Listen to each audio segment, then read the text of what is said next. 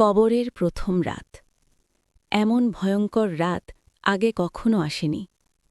ভয়ঙ্কর হাদিস। আপনি কি জানেন এই দুনিয়ার সবচেয়ে ভয়ঙ্কর রাত কোনটি?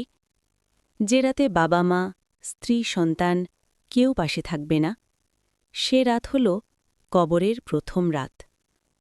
প্রিয় ভাই ও বোনেরা, রাসূলুল্লাহ সাল্লাল্লাহু আলাইহি ওয়াসাল্লাম ইরশাদ করেছেন, কবর হল আখিরাতের প্রথম ধাপ।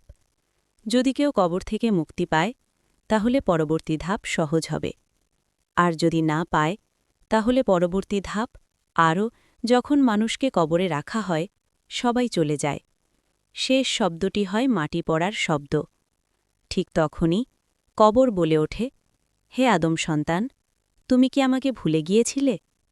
এরপর আসে দুই ভয়ঙ্কর ফেরেশতা, মুনকার ও নাকির। তাদের কণ্ঠ বজ্রের মতো, চোখ আগুনের মতো। তারা প্রশ্ন করবে, তোমার রব কে? তোমার দিন কি? তোমার নবী কে? যে ব্যক্তি দুনিয়াতে নামাজ পড়েছে, কুরআনের সাথে ছিল, হারাম থেকে বেঁচেছিল, সে উত্তর দিতে পারবে। কিন্তু যে আল্লাহকে ভুলে গেছে, নামাজ ছেড়ে দিয়েছে, সে বলবে, হায় হায়, আমি জানি না।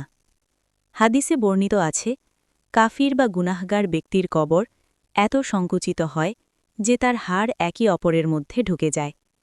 আর জান্নাতি বান্দার কবর চোখ যতদূর যায় ততদূর প্রশস্ত করে দেওয়া হয়।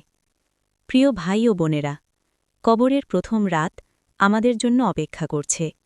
আজই তওবা করুন, নামাজে ফিরে আসুন, কুরআনের সাথে সম্পর্ক গড়ুন, কারণ দুনিয়ার বিছানা নয়, শেষ ঠিকানা হল কবর। হে আল্লাহ, কবরের আযাব থেকে আমাদের রক্ষা করুন, কবরকে জান্নাতের বাগান বানিয়ে দিন। আমিন।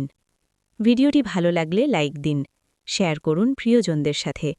ইসলামিক ভিডিও পেতে সাবস্ক্রাইব করুন।